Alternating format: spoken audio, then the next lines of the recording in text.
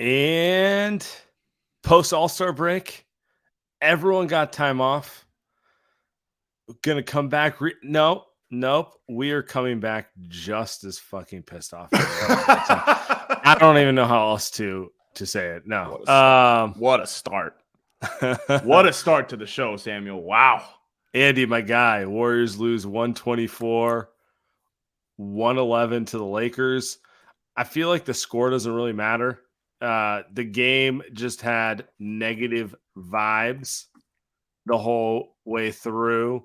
Let's start on the top because I feel like, look, we can get into it, but what really matters is Steph Curry did not play. Andrew Wiggins did not play. Yeah. And Wiggins is excused with a personal reason, so no one knows why he's not playing. And no one has any reason to think it's anything like nefarious, just like it's mysterious, right? And it's weird though, dude. It's like he didn't play he randomly sat out the game against the Clippers, and you kind of just thought, okay, maybe something happened. But since then, it's been 9 days. It's been 10 days. Yeah. I'm not going to guess. I'm just saying, if it's 10 days and you're not back in 10 days, why would you be back in 11, 12, right? 13, 14? Like, if feel like if something, quote unquote bad happened, then you're out for a week. But it's been 10 days. If you're out for 10 days, like, why wouldn't he just be out for another month? I don't know. It just seems, it's just weird. It doesn't make any sense. So hopefully he's all right. I mean, I don't know. I guess they say he's all right. Our thoughts are there. It seems like it's a family matter. So, keep positive thoughts there. But the overarching point is, man, they just look so undermanned. And even with that, they're still frustrating. Like, it's always, this entire season it's something. It's trying to play a young guy who's not good enough at the beginning of the season. It's one guy gets hurt. It's another guy gets hurt. It's the front office doesn't put together a full enough roster. It's always something. And at this point, 59 games in against a Lakers team who I didn't even think they looked that good, to be honest with you. Like, LeBron looked awful. Yeah. I don't know what's up with him. Weird game. It's frustrations pretty much. I'm waiting for Steph to come back at this point because it's like I need to see them with him for 5 games before I make a determination whether they have anything left in the tank or it's over.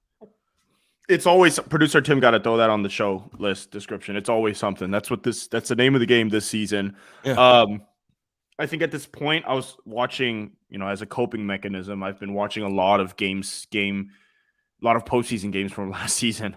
And something I actually really noticed was that GP2 closed out a lot of games, and he closed out that game 6 in Boston, and he played a lot of those minutes where they made big runs. He had a huge hand, literally, in shutting down that Celtics team. And I bring this up to say everything I think matters. A lot of stuff gets underrated. I think GP2's loss is underrated. I think them bringing him back was huge, and I do think that was the jolt that the Warriors were hoping for. And then, like you're saying, it's always something, because right as that happens, he's out for a month, right? Wiggins now is out for 2 weeks. And so Steph isn't coming back anytime soon. He's reevaluated in a week. Who the hell knows when he's going to I actually feel optimistic, but it's got to be at least. There's still 4 games before that. You know what I'm saying? Like, are you confident they beat Houston tomorrow night? You know what I mean? Like that type of shit. Like, are you confident that they beat Houston at home? Sure. Like, who even knows with this team? Like, the margin's getting thin. Like, I feel good that he's going to be back in week 1 of March. Could be the 3rd, could be the 8th. I do not feel confident they will not be in the 11th seed by then.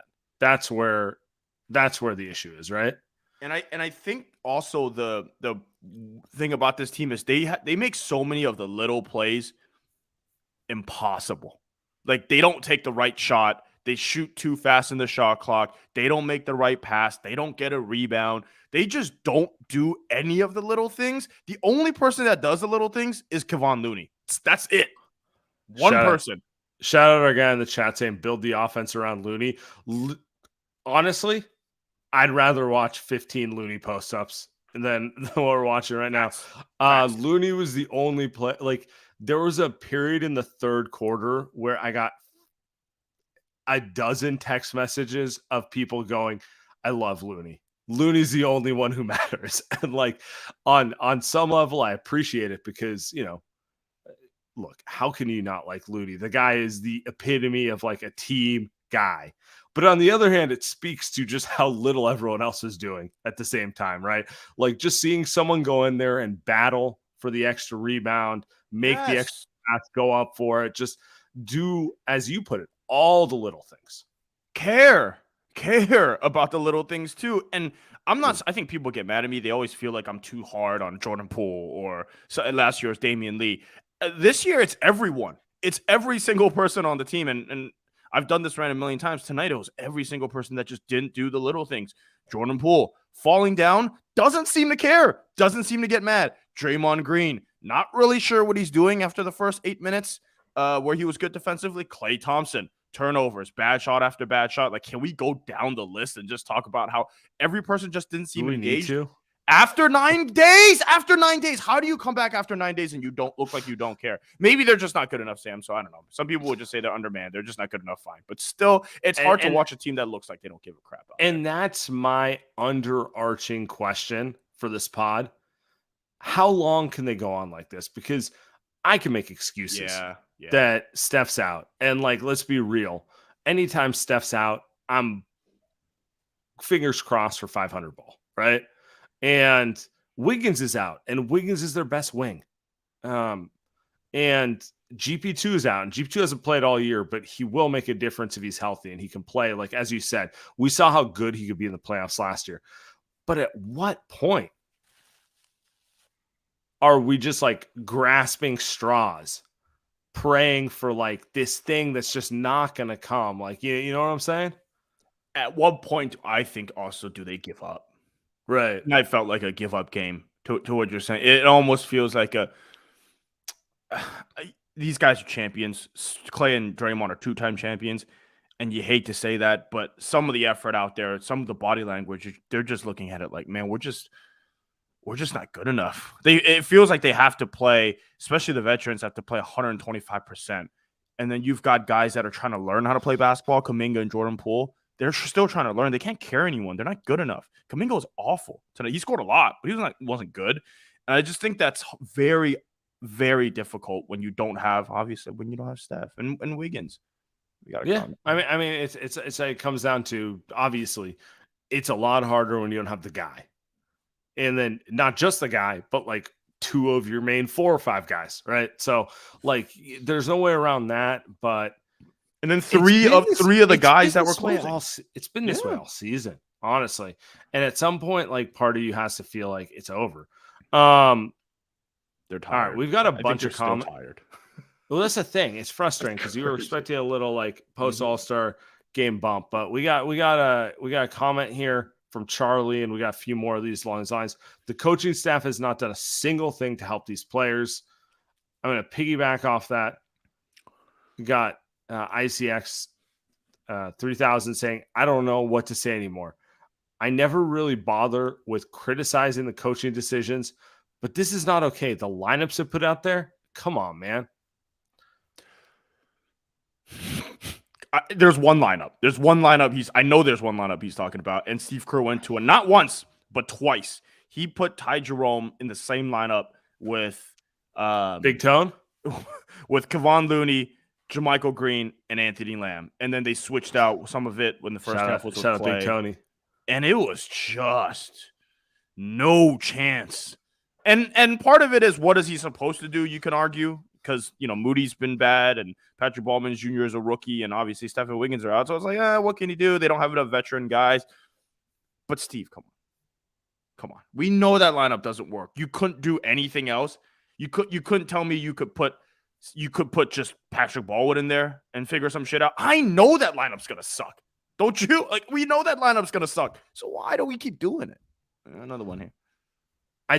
So he started Kuminga over Looney. Yeah, bad choice. And I got it, though. Mm-hmm. I will justify this. And you look, the results play in your favor that it's a bad choice. I understand the concept of let's go small. Let's see if we can get Kuminga going, and let's try to run a Lakers team that's played a whopping 6 quarters together. off the court. It didn't work in any capacity. But my bigger question is like, what is he doing to actually try to get Kuminga going at this point? Because it feels like just throwing players out there and then running the same thing. Like, well, you might as well just go with Looney and Draymond and, obviously Clay, Poole, and throw out the most veteran player you have with them. Because if you're not going to run anything distant or different, what is the point in trying to make these lineup changes? And it ties to our guy Paratosh's comment.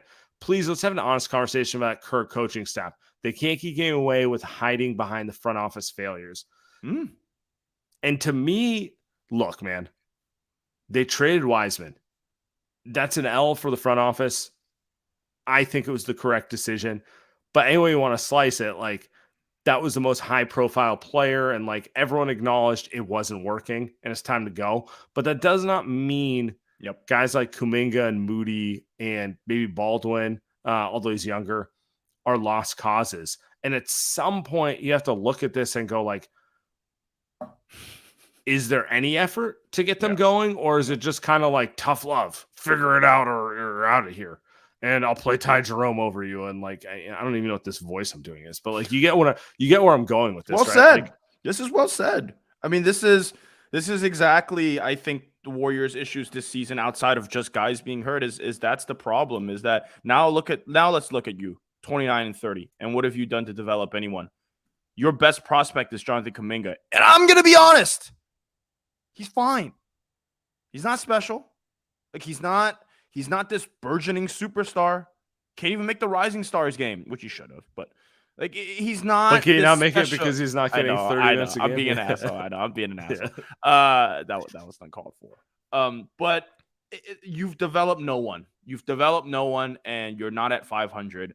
And yes, we can argue about whether it's injuries. It probably is. Guys just out of the lineup, but it is what it is. Now you've got the playoffs coming in. Like, I feel like Patrick Baldwin should have already been playing 15, 20 minutes a game. What about Moses Moody? He's in a tough spot because just like positionally, they're good with 2 threes. Like, they're not like short on guys who play the 2 and the 3, right?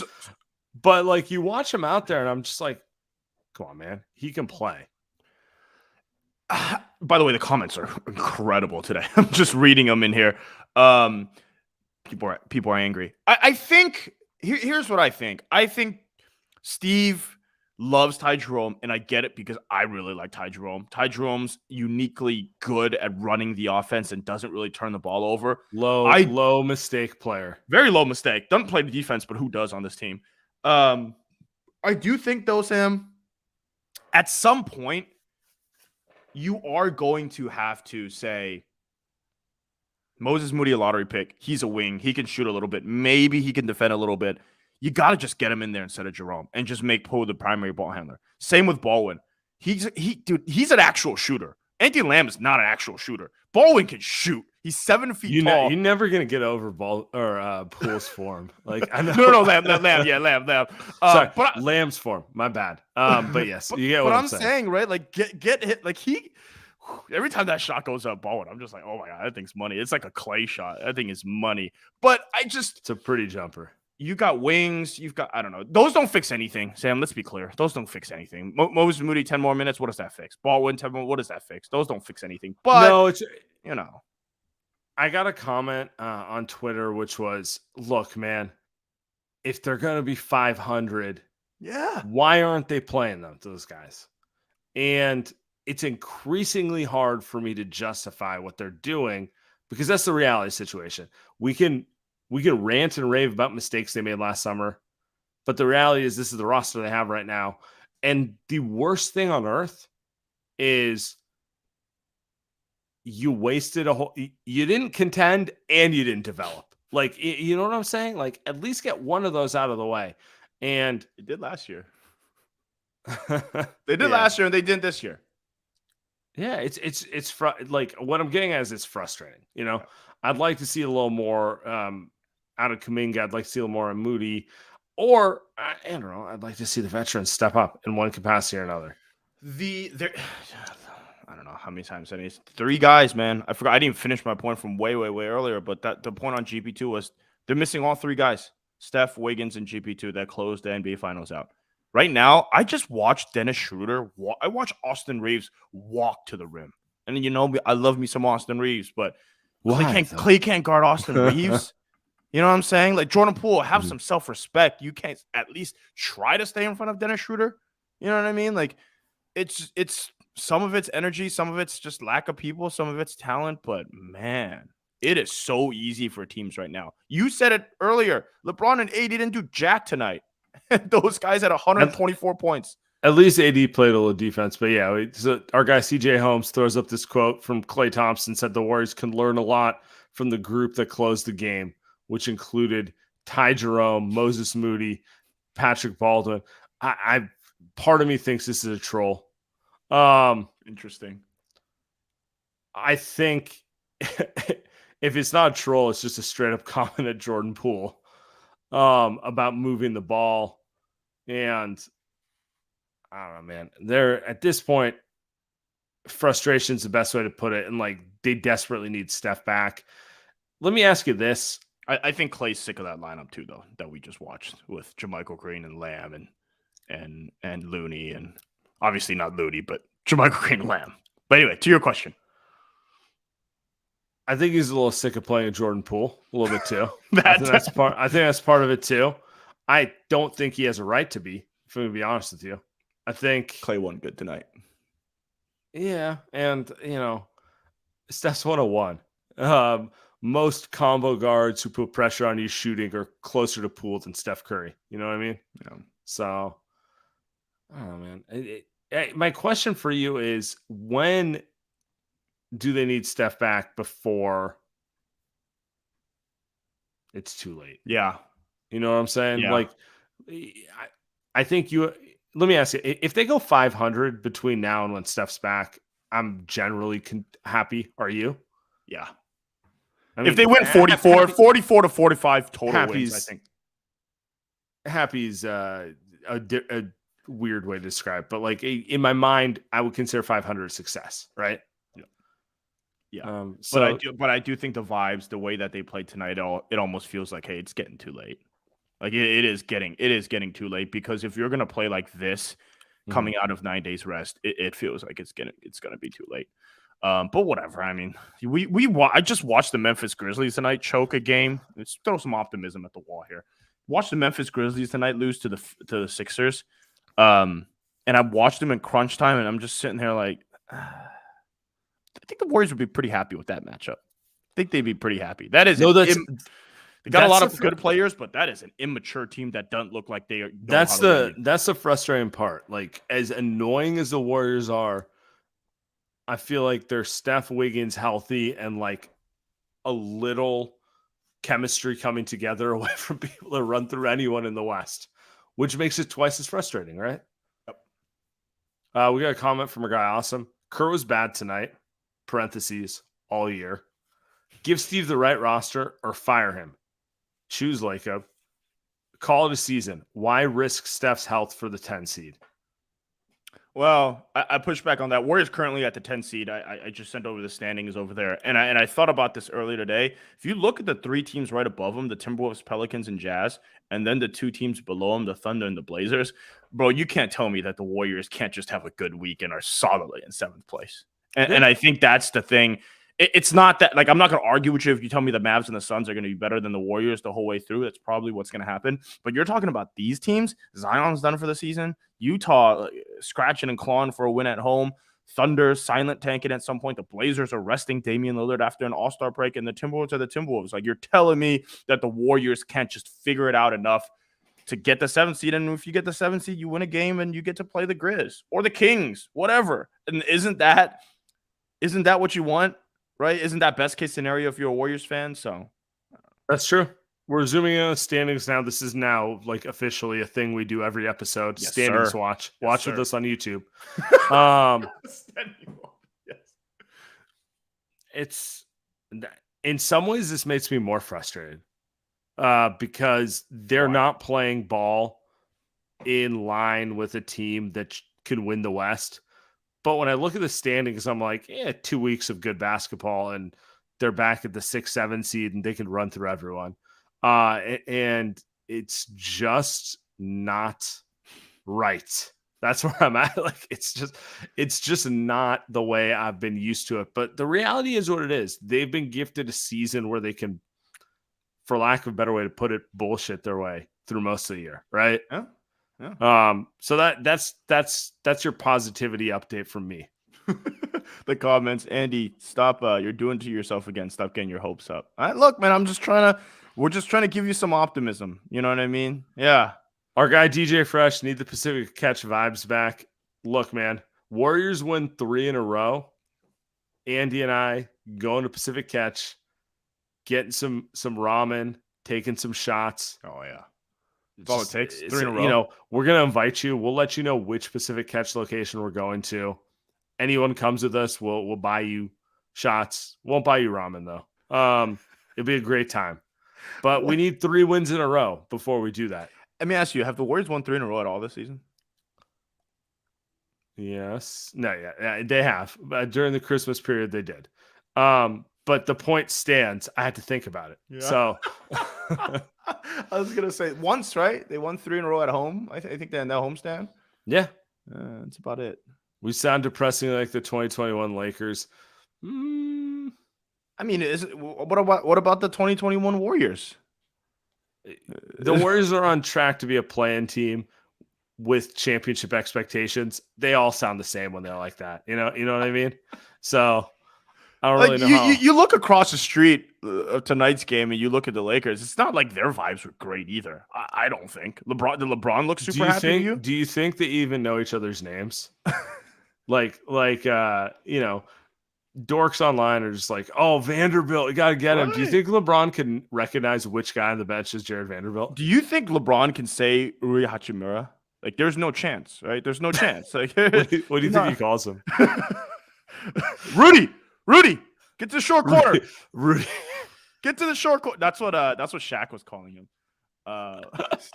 Somebody, but it's probably something like that, right? It's like why would he know him? Like, well, but that's LeBron, right? They get new guys every season. It didn't look like the Lakers are too happy tonight. Now D'Lo's hurt, and I don't know that team's not that impressed. Like, were you impressed by that team watching them? No, I mean the pieces fit. So on some level, it makes sense what they do, but like they look like a team who hasn't played together. Yeah. So it's what the Suns are, and we'll see what the Suns are going to look like. KD's going to be back into the week. So anyway, no, he's back Wednesday. Now they're shooting for next. Wait, next Wednesday. Oh wow, that's even worse. He will not play on Sunday.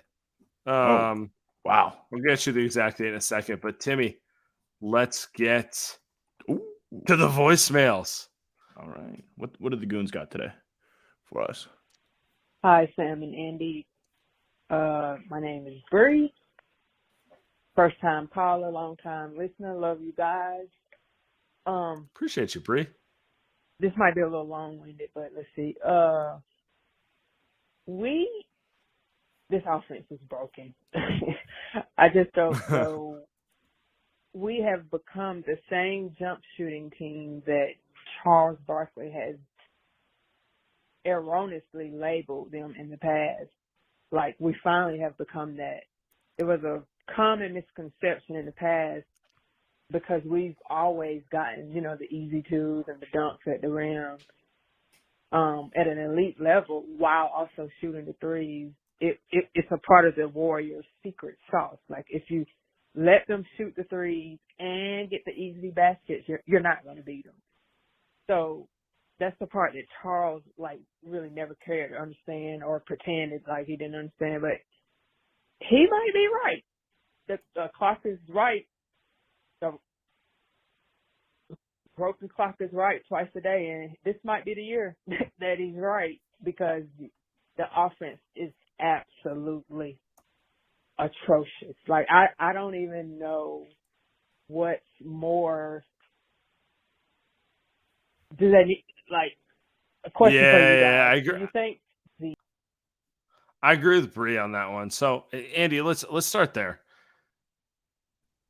First off, I think the defense is more broken than the offense. But with that said, offense has enough break for us to talk about it too. What do you think to Bree's point that they're just a jump shooting team? Because like everyone's saying it, and like it's look, you can't deny that they just fucking pass around until they get an open three. Okay, so agree with you on the defense part. That is by far the worst part of this team. I'm actually not too mad about the offense. They're missing 55 points on the. They're missing 50 points on the bench, right? So I can't really get that mad. And then the other thing is, how many times do we have to see what players you need to put around a Steve Kerr offense? I'm mad. I'm actually mad in the offseason. I didn't see this coming. But we've seen it so much. You need Otto Porter. You need Bielitsa. You need veteran, smart, big. You were so excited. Offense. You were so excited about the title that you're like, Big Jim's gonna do it. I'm an idiot. Yeah, exactly. I got blinded. I thought even Moses Moody can't play in this offense because he's not smart enough yet to play in it. You either know it because you're a super smart player, you've always played that way, or you're 8 years in, right? Or 6 years in, and you just figured out NBA offenses and schemes, especially Steve Kerr's. Because you look around the rest of the NBA, it's easy to play the Lakers offense. It's super easy. Like if you put Moses Moody right now, he'd be able to play in the Lakers offense. I had no idea if he'd be good, but they just stand in the corner, shoot some threes. So, it's hard for me to get mad because I know Steve's not going to do it. I just know he's not going to change the offense. So I can't really get mad anymore. I can't. You're a broken man. I am. He's not changing. He's not changing. So I don't know what Joe expects or we expect. Like that motion offense isn't going. Like, are they going to start suddenly spamming pick and roll or like they're not? The only thing I will call out, and it's not a defense of the offense or a defense of the Warriors, because they need to take their medicine. A lot of the Warriors offense is based off of Steph getting double teamed. And if Steph's not out there, it doesn't work as well. So I'm not shocked that it devolves into just dudes chucking threes, because the dude who creates open rim looks, Steph Curry, is not there. And it's frustrating because, like, this is what we come back to. They're missing their best wing. It's frustrating. They're missing the guy who creates a double team. It's frustrating. What can you really do about that? Not that much, honestly. Like, there's not like a scheme. Like, there's little things you can do, but there's not like really a schematic thing. Yeah. So, I mean, Lamb had a bunch of open shots tonight. He just missed them. Poole had a bunch of open shots, missed them. Clay, same thing. Yeah, I don't know. We got a little Klay Thompson quote that I want to get to real quick before we get to the next caller, if that's okay with you, Andy. Oh boy. Our guy, Big Clay. 23 games left. We still have a great opportunity to finish very strong, and it's good quality. You just continue to play your hardest and have fun while doing it. I mean, there's a lot of basketball left, believe it or not, and believe it or not, I know we still have greatness ahead of us. I'm never going to not believe in this team. Done too many great things not to. Gotta love him. You gotta love him. Absolute sociopath in the best way possible. For those listening on the podcast, he looks like he wants to kill someone the entire way through. But that's actually kind of what I want to see, if I'm being honest with you. I want to see him look like he's ready to punch someone out, you know? Like, there's no way around it. Like, part of the Warriors' struggles is it feels like they don't care. And I don't think that's actually what's going on. I think this is a team who's proven that they can win titles in the past. And if we're at the phase of their run where all I can hang my hat on is like believing in their character, then so be it. Let me take you back 8 months from now. Klay Thompson sits in front of same thing, post-game presser. They just lost the game, pretty depressing. They're down 2-1 in the NBA Finals. And Klay says, you know what? It feels like 2015 again. And I remember thinking, is this motherfucker crazy? Because it's not. A little bit, though. No, he's crazy. The correct amount. Yeah, he's crazy. He is crazy. Steph is crazy. Draymond's very crazy. And I remember thinking, yeah, these guys are insane. And then guess what happened? It ended up being the exact same as 2015. They won the next 3 games, and the last game was never close. So I don't know. I love Clay. You're always going to ride your superstars. Those are going to be the 3 guys that I'll always trust in forever. And Andre, but who knows where Andre is nowadays. But those 3 guys. I feel like the more depressing this gets, I'd rather just ride with those guys than scream about, Big Tony Lamb. Never call him Big Tony. Never call him Big Tony. Your facial expression every time I say it just makes me want to say it more. It's like you're slapping me. All right, next one. I might be doing it on purpose. It's JGW. This is just pathetic. I've never seen this team play like this before in terms of just not defending, not playing on the road, just completely just shell-shocked at what I'm seeing. And don't keep saying like how close they are to the 6 seed. This team is a playing team at best, and I'm wondering if they get into the lottery and maybe get lucky to get some ping pong balls if that's not the way to go at this point. I mean, I just don't see it, especially if Wiggins is out indefinitely. Who knows? Is he ever coming back? And who knows when Curry comes back too? There's just not enough time. So, can we take that snippet of, don't you tell me that they're 3 games out of the 5 seed? You know what I mean? Because that's been the case all season long. I'm gonna save that one. Next time you say something I don't want to hear, it's like, don't you fucking tell me that again.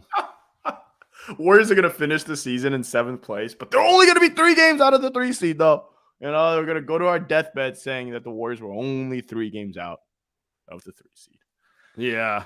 I don't really have too much to add to it. To the next one. Keep it going. I mean, just call it a season. Like, why risk Steph back? Like, honestly, like, why risk Steph getting like an ACL because of the 10th seed in the Western Conference? Like, why do that? Like, why risk that? Like, just call it a season. Like, you decided last summer when you didn't treat his wiser. Oh, too much for my guy Gio. I know who that is. That's my guy. But we cannot play that out there. Anytime you're talking ACLs, I gotta cut you. Season's far from over. It's frustrating, but there's so much opportunity for the Warriors to just get it all back. I think it's just, I don't know. I'm gonna look at international holidays. Let's see what holidays we'll officially cut the season off at. Like we're definitely getting past St. Patrick's Day.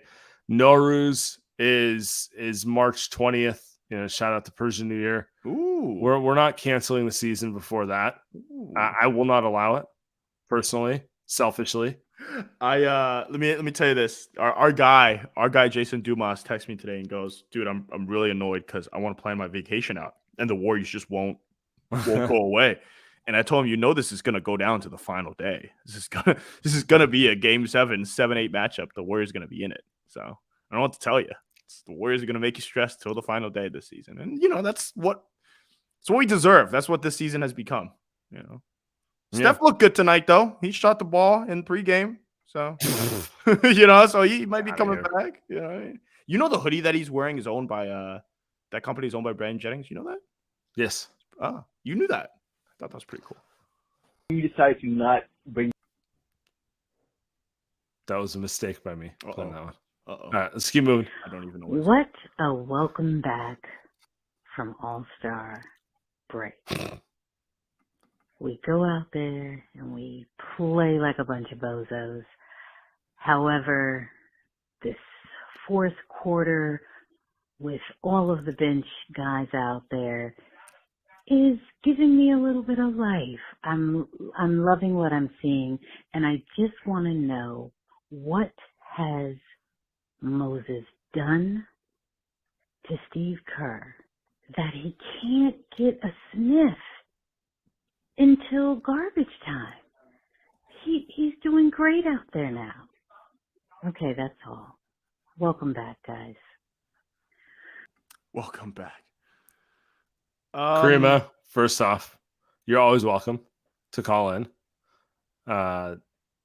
light years favorite. So throw that out there. But with that said, to the substance of your question, Steve Kerr is so hard on pause. I don't know why. It's just pause there. He's just too difficult on these kids. Too difficult on these kids. Moses Moody, it's just he's not awful, dude. Like, you watch him and you're not saying he's going to be out the league in 5 years. Like, he could end up just being like and I watched Georges Niang tonight. Like, he's not a great player, but he's in the NBA. Like, Moses Moody's going to be in the NBA. It just, why does he not get to play for weeks at a time? And meanwhile, I'm watching Jermichael Green get consistent minutes, even though he's played better lately. But Tony Lamb, why does he get to play Big 25 minutes a game? And it's just frustrating because I think you're now messing with someone's career, and I think that's unfair. I think beyond it being unfair, because like it's life, I just don't think it's in the best interest of the Warriors. You know, like he can contribute more than some of the players are playing out there, and you have him in his own head a little bit. So yeah, he is in his own head. He absolutely, because last year you saw him play pretty free. Shot went up. He made quick decisions, and this season, I think after the first couple of weeks of him just trying to do too much, and you can just tell like Kerr got lit into him, and he just hasn't been the same guy. And I think if you're Steve Kerr, you got to kind of take a look in the mirror, but he's not, because he's won 4 championships, which is also kind of fair. He's probably like, dude, why did we even have this guy on the team? Give me Damian Lee back. I'd rather play him. I'm just like, all right. Not unfair. Literally no life with this lineup. They look like zombies out there. The only ones that actually have any kind of life to them are 2 people that can't contribute offensively consistently, and that's Draymond and Looney. This is freaking embarrassing. GT Chong out. the pause, by the way, elite pause. Got to respect the pause right there. Let's talk a little Draymond and Looney, because I know you'll agree with him. Just like unsung.